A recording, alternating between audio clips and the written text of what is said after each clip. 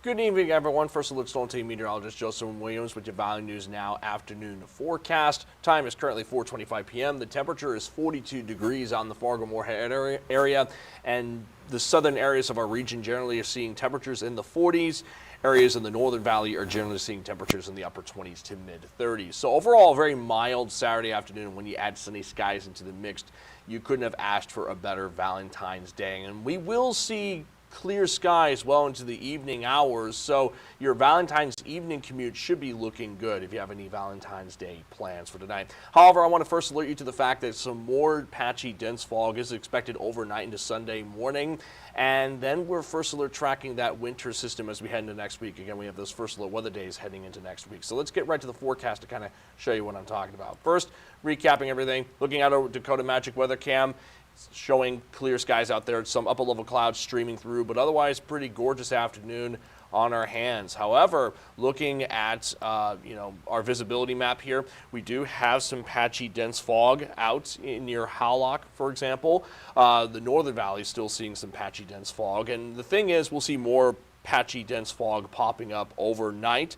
and that's because with these kinds of temperatures, you get melting on the ground, and then that melting puts moisture into the atmosphere in the process. And then as we head into the overnight hours, daytime heating goes away, radiational cooling, where the heat from the ground escapes into the atmosphere, settles in, that causes temperatures to drop, and that cooling pattern combined with that moisture in the atmosphere leads to that patchy dense fog across the region. So after 7 to 8 o'clock, when the sun ends up setting down from the horizon, we end up seeing that patchy fog starting to pop up. And then by midnight, some areas are looking at low visibility, like much of eastern North Dakota, parts of northwest Minnesota, and the Red River Valley, as indicated by those visibilities of being less than a quarter mile.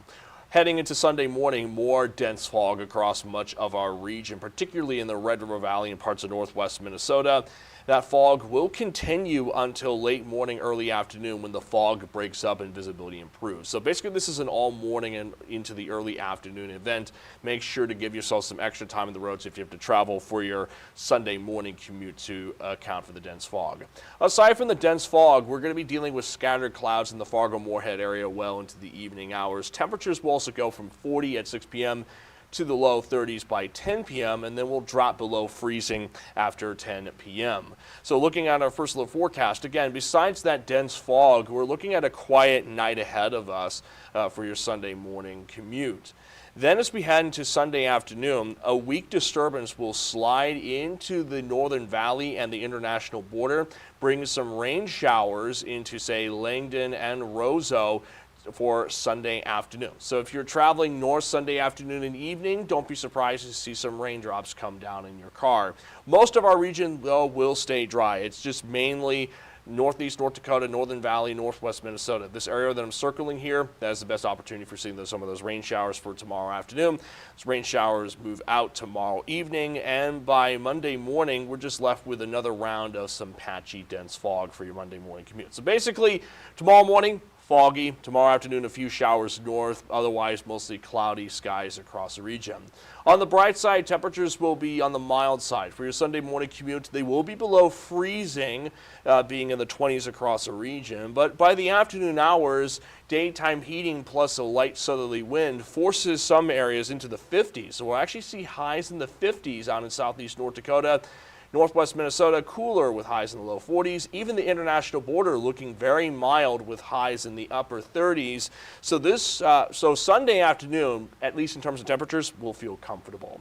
However, I want to first alert you to that first alert weather day for Tuesday and Wednesday. That's our main story. We have that winter storm moving into our region towards the middle of the week.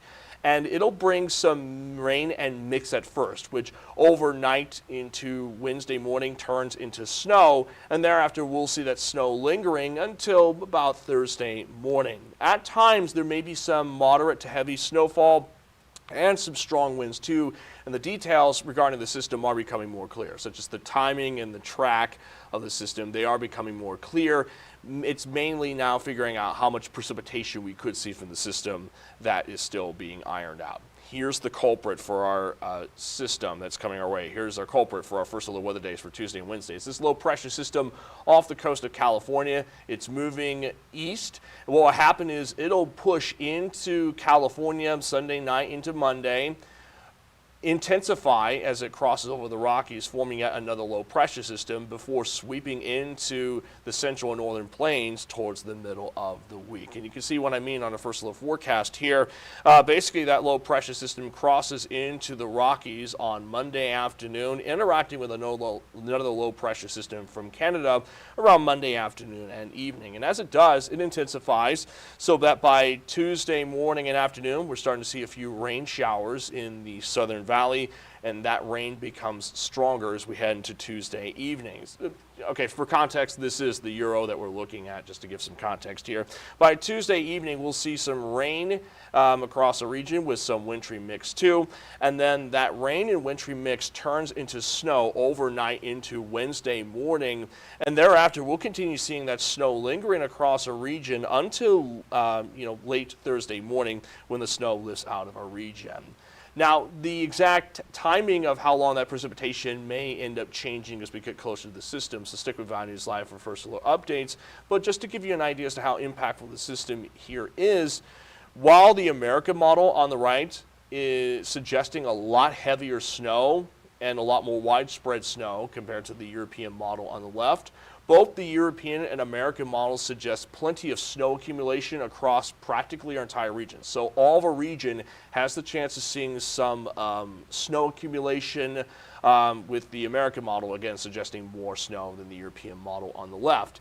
We're also looking at some ice accumulation possible too. So again, very messy system coming our way. Rain and mix at first, which then turns into snow Tuesday night into Wednesday morning, and thereafter we'll see some moderate to heavy snowfall at times, along with strong wind gusts too, and that's going to lead to some impacts. Speaking of the winds, part of the reason why I'm showing the snow totals for this upcoming system now, even though I'm not exactly giving snow totals, is because, well, we have this low pressure system coming through. It's going to be strong, so it's going to produce some strong wind gusts in the 30 to 45 mile per hour range on Tuesday afternoon and evening.